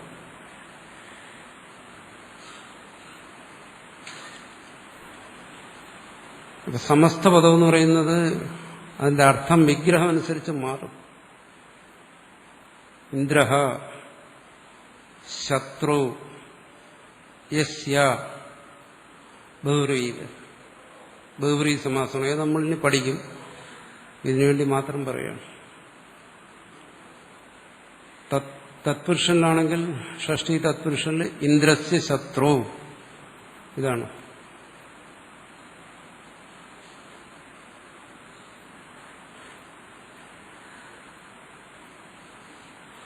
ഇന്ദ്രസ്യ ശത്രു എന്നുള്ള തത്പുരുഷ സമാസത്തിനാണെങ്കിൽ അവിടെ ഉച്ചരിക്കുമ്പോൾ അന്തോദാത്തം വരണം. ആണ് നിയമം. അന്തോദാത്തമായിട്ട് അത് ഉച്ചരിക്കുന്നു. ഇന്ദ്രശത്രു. അന്തോദാത്തമാകുമ്പോൾ അതിന്റെ അർത്ഥം എന്തുവരും? ഇന്ദ്രന്റെ ശത്രുവായ വൃത്രാസുരന് വൃദ്ധി ഉണ്ടാകട്ടെ, എല്ലാ ശക്തിയും ഐശ്വര്യങ്ങളും എല്ലാം ഉണ്ടാകട്ടെ. എന്തിന്? ഇന്ദ്രനെ കൊല്ലാൻ. അങ്ങനെയാണ് അർത്ഥം വരേണ്ടത്. പക്ഷെ ഈ സമാസം നിർണയിക്കുന്നത് സ്വരമനുസരിച്ചിട്ടാണ്. ഇന്ദ്രശത്രു എന്ന് പറയുന്നത് അന്തോദാത്തമായിട്ട് ചെന്നു കഴിഞ്ഞാൽ ഇന്ദ്രസ്യ ശത്രു ശാതയിത, ഇന്ദ്രനെ കൊല്ലുന്നവൻ, അവൻ വൃദ്ധിയെ പ്രാപിക്കട്ടെ, ഉദ്ദേശിക്കുന്ന ഫലം തന്നെ കിട്ടും. അപ്പോൾ അങ്ങനെ പറഞ്ഞുകൊണ്ട് ഹവിസ് അങ്ങോട്ട് അർപ്പിക്കുമ്പോൾ ഇന്ദ്രനെ കൊല്ലുന്നവനായ വൃത്രാസുരൻ വളർന്ന് വലുതാകും, ദുഷ്ടൻ പന പോലെ ആകും എന്നൊക്കെ നമ്മൾ പറയുമല്ലോ. പന പോലെ വളരുന്നു. അങ്ങനെ പന പോലെ വളർന്നിട്ട് ഇന്ദ്രനെ അവസാനം കൊല്ലും. പക്ഷെ എന്തു പറ്റി? ഇത്രയും കാശൊക്കെ മുടക്കി എടുത്തുകളെ കൊണ്ടുവച്ച് യാഗം നടത്തിയപ്പോ അവർ ഈ ശബ്ദത്തിൽ അന്തോദാത്തം ചൊല്ലുന്നതിന് പകരം പൂർവപദ പ്രകൃതിസ്വരം ചൊല്ലി. ഇനി ഇവര് ഇന്ദ്രന്റെ നിന്ന് കാശ് വാങ്ങിച്ചുകൊണ്ട് ഇത് ചെയ്താണോ എന്ന് പറയാൻ പറ്റില്ല. എന്തോ അതിനകത്തൊരു ഗൂഢതന്ത്രമുണ്ട്.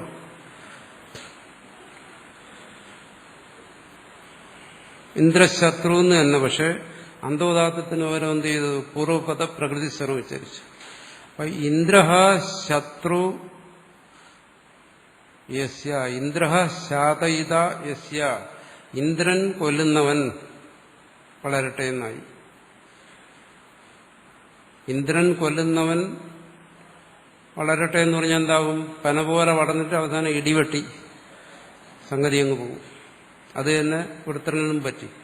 വൃത്രനും വലിയ അസുരനായി വലിയ വലുതായിട്ടൊക്കെ വളർന്ന ഐശ്വര്യവും എല്ലാം ഉണ്ടായി. അവസാനം എന്തൊരു ഇന്ദ്രൻ കൊന്നു. എന്തുകൊണ്ട്? ഇന്ദ്രൻ ശത്രു ശാതയിത യസ്യ, ഇന്ദ്രൻ കൊല്ലുന്നവൻ, അല്ലെങ്കിൽ ഇന്ദ്രനാൽ കൊല്ലപ്പെടുന്നവൻ. ഇന്ദ്രൻ ആരെയാണോ കൊല്ലുന്നവൻ അവൻ വൃദ്ധിയെ പ്രാപിക്കട്ടെ. അപ്പൊ വൃത്രാസുരന് ഒരുപാട് ഐശ്വര്യങ്ങളൊക്കെ ഉണ്ടായി, സൈന്യ ശക്തിയൊക്കെ ഉണ്ടായി. പക്ഷെ അവസാനം എന്ത് ചെയ്തു? ഇന്ദ്രന്റെ കൈകൊണ്ട് മരിക്കേണ്ടി വന്നു. അതാണ് പറയുന്നത് വാക്ക് വജ്രമായി തീരും. അവിടെയും അറിയാനുള്ള കഥയൊക്കെ അറിയാണ്.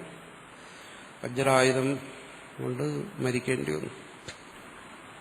പുരാണത്തിൽ അതിന്റെ കഥയൊക്കെ കേട്ടിരിക്കും.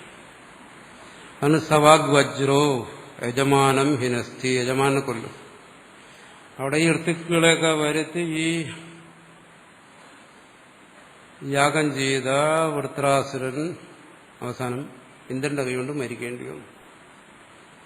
അന്തോദാത്തമായി ഇന്ദ്രശത്രു എന്ന് പറയുന്ന ശബ്ദം ഉച്ചരിക്കേണ്ട സ്ഥാനത്ത് പൂർവപദ പ്രകൃതിസ്വരം ഉച്ചരിച്ചതുകൊണ്ട് ഷഷ്ഠി തത്പുരുഷന്റെ സ്ഥാനത്ത് ബഹുവ്രീഹി സമാസമായി. അതിൻ്റെയൊക്കെ വ്യത്യാസം നമ്മൾ സമാസം പഠിക്കുമ്പോൾ മനസ്സിലാവും. സംഗതി അർത്ഥം തിരിഞ്ഞുപോയി. സവാഗ് വജ്രോ യജമാനം ഹിനസ്തി യഥാ ഇന്ദ്ര ശത്രു സ്വരതോ അപരാധ. അത് അവിടെ വർണ്ണം കൊണ്ടല്ല, സ്വരത്തിൽ വന്ന അപരാധം കൊണ്ട്. യഥേന്ദ്രശത്രു, ഇന്ദ്രശത്രു എന്ന് പറയുന്ന ഈ ശബ്ദം സ്വരത്തിൽ വന്ന അപരാധം കൊണ്ട് എങ്ങനെയാണോ വാക് വജ്രമായി തീർന്ന് യജമാനനെ കൊന്നത്. വജ്രം എന്ന് പറയുന്നത് ഹിംസിക്കുന്ന സാധനമാണ്. അവിടെ വാക്ക് തന്നെ വജ്രമായി മാറിയെന്ന്. അതുകൊണ്ടാണ് പറഞ്ഞത് ബ്രാഹ്മണേന നിഷ്കാരണേന ധർമ്മ ഷഡംഗോ വേദ അധ്യേയ ജ്ഞേയശ്ച. ഇതാണ് ആഗമം. വ്യാകരണത്തിന്റെ പ്രയോജനത്തെക്കുറിച്ച് പറയുന്നു. അപ്പൊ ഇങ്ങനെയായിരുന്നു ഒരു കാലഘട്ടത്തിൽ വ്യാകരണം പഠിച്ചിരുന്നതും പ്രചരിച്ചിരുന്നു. നമ്മൾ പഠിക്കുന്നതിന്റെ പ്രയോജനം ഞാൻ തുടക്കത്തിൽ തന്നെ പറഞ്ഞു. അപ്പോൾ ആ കാലമൊക്കെ പോയി. ഇന്നാരും വേദം പഠിക്കുന്നില്ല. അതുകൊണ്ട് ആരും വജ്രം കൊണ്ട് മരിക്കത്തുമില്ല. നമ്മൾക്കത് പഠിക്കേണ്ട ആവശ്യം വരുന്നത് ടൈം പാസിന് വേണ്ടിയൊന്നും ധരിച്ചു കളയരുത്. കാരണം ആധികാരികമായി സാറിന് പറയുന്നതാണ് കാണാദം പാണിനീയം ച സർവശാസ്ത്രോപകാരകം. അത് പറയുമ്പോൾ ആരും പേടിക്കരുത്, ഇനി അടുത്ത സാധനം കൂടെ വരികയാണ്. വ്യാകരണം മാത്രം പോരെന്ന് പറയുന്നത്. കാണാദം അതുകൂടെ വേണമെന്നാണ്. ഇനി അതും പഠിക്കണോ എന്നൊന്നും ചിന്തിക്കേണ്ട. അങ്ങനെ പറഞ്ഞിരിക്കുന്നു. കാണാദവും പാണിനീയവും, കണാദന്റെ ശാസ്ത്രവും പാണിനിയുടെ ശാസ്ത്രവും കൂടാതെ മറ്റൊരു ശാസ്ത്രവും അധ്യയനം ചെയ്യാൻ സാധ്യമല്ല. സർവശാസ്ത്ര ഉപകാരകമാണ്. പ്രത്യേകിച്ചും വ്യാകരണവും കാണാദവും തമ്മിൽ ന്യായശാസ്ത്രം പരസ്പരാപേക്ഷമുണ്ട്. ഒന്ന് ശരിയായി മനസ്സിലാക്കാതെ വേറൊരാൾക്ക് മനസ്സിലാക്കാൻ പറ്റും. ഈ വ്യാകരണം തന്നെ ആകെ കുഴപ്പം പിടിച്ചാണ്. അതിന്റെ കൂടെ കുഴപ്പം പിടിച്ച വേറൊരു ശാസ്ത്രം കൂടെ വേണമെന്നാണ് പറയുന്നത്. നമുക്ക് സൗകര്യവും സമയവും ഉണ്ടെങ്കിൽ മതി, പറയുന്നേ ഉള്ളൂ. എനിക്ക് സമയം കുറവാണ്. അപ്പോ ഇത് സർവശാസ്ത്ര ഉപകാരമാണ്. ഉപനിഷത്ത് ഇതിന്റെയൊക്കെ ആശയം മനസ്സിലാക്കുന്നതിന് നമുക്ക് നേരിട്ട് മനസ്സിലാക്കാൻ പറ്റത്തില്ല. ഭാഷ്യം പോലെയുള്ള ഗ്രന്ഥങ്ങളെ ആശ്രയിച്ചേ പറ്റൂ. പാണിനിയുടെ വ്യാകരണം നിർമ്മിച്ചത് മുമ്പ് ഞാൻ പറഞ്ഞിട്ടുണ്ട്, ക്രിസ്തുവിന് മുമ്പാണ്, BC-യിലാണ്. ഭാഷ്യകാരൻ ശങ്കരാചാര്യർ ഭാഷ്യം എഴുതുന്നത് AD-യിലാണ്. അപ്പോൾ പിന്നീട് വന്ന എല്ലാ ശാസ്ത്രങ്ങളെയും ഈ പാണിനിയും വളരെയധികം സ്വാധീനിച്ചു. അപ്പോൾ അങ്ങനെ ഒരു സ്ഥിതി വന്നു. പാണിനീയം മനസ്സിലാക്കാതെ ഇതൊന്നും മനസ്സിലാക്കാൻ കഴിയില്ല എന്നൊരു സ്ഥിതിയിലേക്ക് വന്നു. പാണിനീയവും കാണാതും. അപ്പോൾ ഈ ശാസ്ത്രങ്ങൾ നമ്മൾ പരസഹായം കൂടാതെ, പരാശ്രയം കൂടാതെ ഇതിന്റെയൊക്കെ താല്പര്യം മനസ്സിലാക്കണമെങ്കിൽ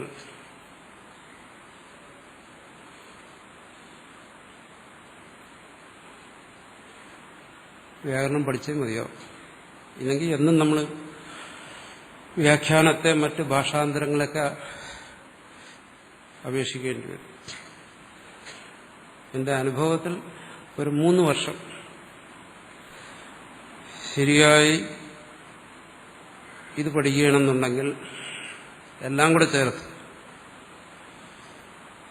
പിന്നെ വേറൊരാളുടെ സഹായമില്ലാതെ തന്നെ ഏത് ഗ്രന്ഥവും സ്വയമായി വായിച്ച് മനസ്സിലാക്കാം, മറ്റുള്ളവർക്ക് വായിച്ച് പറഞ്ഞു കൊടുക്കുകയും ചെയ്യാം. 3 വർഷം മതി. അല്ല, ഇത് ഇല്ലാതെയാണെങ്കിൽ 12 വർഷം കഴിഞ്ഞാലും വലിയ മാറ്റമൊന്നും വരില്ല. അല്ല, നമ്മൾ ആശയങ്ങളൊക്കെ ഗ്രഹിക്കും, പക്ഷെ സംസ്കൃതം എടുത്ത് വായിച്ച് മനസ്സിലാക്കുന്നതിനുള്ള ഒരു ശേഷി വരത്തില്ല. ഈ 3 വർഷമെന്ന് ഞാൻ പറഞ്ഞത് പരിശ്രമിക്കുന്നവർക്കാണ്. പരിശ്രമിക്കാൻ തയ്യാറുള്ളവർക്കാണെങ്കിലേ പറ്റൂ. അലസന്മാർക്കൊന്നും പറ്റത്തില്ല. ശരിയായ രീതിയിൽ പരിശ്രമിച്ചു കഴിഞ്ഞാൽ അത് മതി. എന്നുവെച്ചാൽ 24 മണിക്കൂറും പഠിക്കുകയൊന്നും വേണ്ട. നമ്മൾ കിട്ടുന്ന സമയം ഇതിനുവേണ്ടി വിനിയോഗിക്കാമെന്നുണ്ടെങ്കിൽ ഒരു 3 വർഷം കൊണ്ട് ഒരാൾക്ക് ഇതെല്ലാം മനസ്സിലാക്കാൻ പറ്റും. പിന്നെ സ്വന്തമായിട്ട് നമുക്ക് ഏത് കാര്യങ്ങളും അവിടെ ശരിക്കും മനസ്സിലാവും. ഇതെല്ലാം ശരിക്കും സംസ്കൃത മൂലത്തിലൂടെ ഗ്രഹിച്ചാൽ ശരിയായി. അതിനൊരു വിശേഷതയുണ്ട്, അതെന്താണെന്ന് പറയാൻ പറ്റില്ല. മറ്റ് ഭാഷാന്തരങ്ങളിലൂടെ കിട്ടുന്ന ഒരു കൂടുതലായിട്ട് ആശയം നമുക്ക് മനസ്സിലാകും. എന്നാലും അർത്ഥഗ്രഹണത്തിനൊരു വ്യക്തത അതിൽ നിന്നേ കിട്ടത്തുള്ളൂ.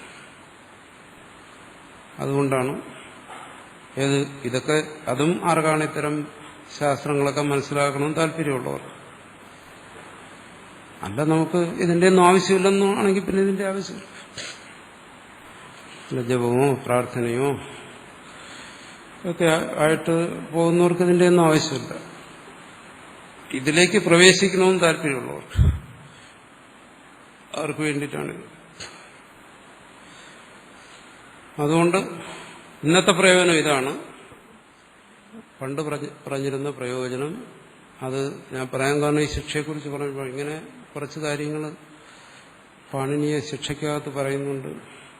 പാണിനി അത് ഉദ്ദേശിച്ചത് താൻ നിർമ്മിച്ചിരിക്കുന്ന ഈ അഷ്ടാധ്യായി അധ്യയനം ചെയ്യുന്ന ഒരാൾക്ക് ഇത്തരം കാര്യങ്ങളിലുള്ള അറിവ് കൂടി ഉണ്ടായിരുന്നാലേ ഇത് പൂർണ്ണമാകത്തുള്ളൂ. അപ്പോൾ പഞ്ചപാഠയുക്തമായിരിക്കുന്ന വ്യാകരണം, അതാണ് പൂർണ്ണമായ വ്യാകരണം. ഇതെല്ലാം നമ്മൾ ഈ സിദ്ധാന്തമതി പഠിക്കുമ്പോൾ തന്നെ ഇതെല്ലാം ഇതിനകത്ത് വരും. അത് പ്രത്യേകിച്ച് നമുക്ക് പഠിക്കേണ്ട ആവശ്യം. പഴയകാലത്ത് അങ്ങനെയല്ല. ഈ പ്രക്രിയാക്രമത്തിലുള്ള ഒരു സൗകര്യം അതാണ്. നേരെ പറഞ്ഞ സൂത്രക്രമം. സൂത്രക്രമത്തിൽ ആദ്യം സൂത്രങ്ങൾ പഠിക്കുന്നു, പിന്നെ ഇത് ഓരോന്നോരോന്നും പ്രത്യേകം പഠിക്കുന്നു. പ്രക്രിയാക്രമത്തിൽ ഇതെല്ലാം ഒരുമിച്ച് പോകും. സൂത്രം പഠിക്കുന്നതിനോടൊപ്പം തന്നെ നമുക്ക് ഇതിൽ ധാതുപാഠം വരും, ഗുണപാഠം വരും, ഇതുപോലെ പണിഞ്ഞ ശിക്ഷ ഇപ്പം നമ്മൾ വന്നു കഴിഞ്ഞു, ലിംഗാനുശാസനം വരും. കൂടുതലായി വരുന്നെങ്കിൽ അതിന്റെ ഭാഗമായിട്ട് കുറേ നമ്മൾ മനസ്സിലാക്കും. അപ്പോൾ ഈ ലഘുസിദ്ധാന്തമതി പഠിച്ചു കഴിയുന്ന ഒരാളിന് അതുകൊണ്ട് വ്യാകരണ പഠനം പൂർണ്ണമാകുന്നില്ല. കാരണം ഇതിന്റെ അവസാനം പറയും ശാസ്ത്രാന്തരെ പ്രവിഷ്ടാന ബാലാനാംച എന്നാണ്. മറ്റ് ശാസ്ത്രങ്ങൾ പഠിക്കുന്നവർക്കും ബാലന്മാർക്കും ഉപകാരമുള്ളതാണ് ഇത്. ഇതിലേക്ക് പ്രവേശിക്കുന്നവർക്ക്.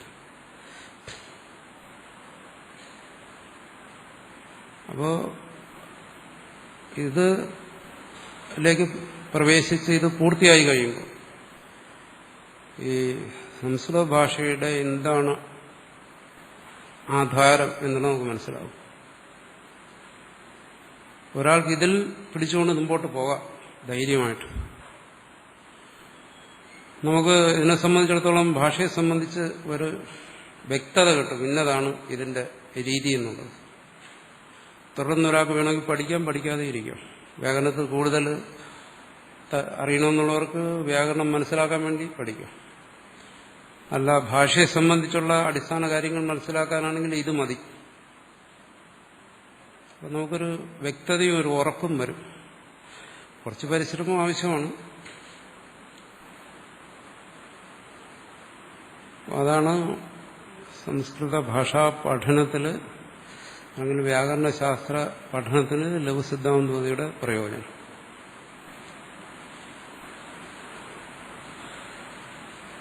അതിന്റെ വ്യക്തതയ്ക്ക് ഇത് സഹായിക്കും.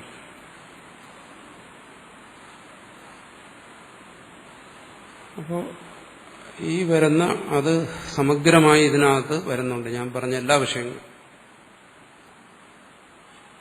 അപ്പോൾ നമ്മൾ പരിശ്രമിച്ച് നോക്കുക.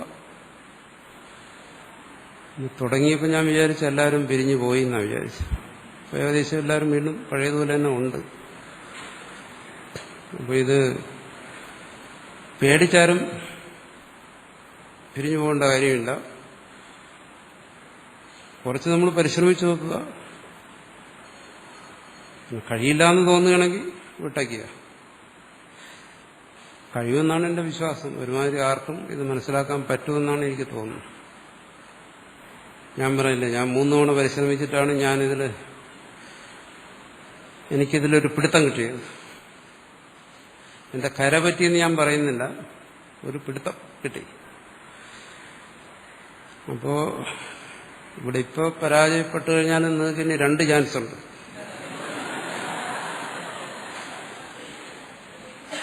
അതുകൊണ്ട് പരിശ്രമിക്കുക എന്നാണ് എനിക്ക് പറയാനുള്ളത്.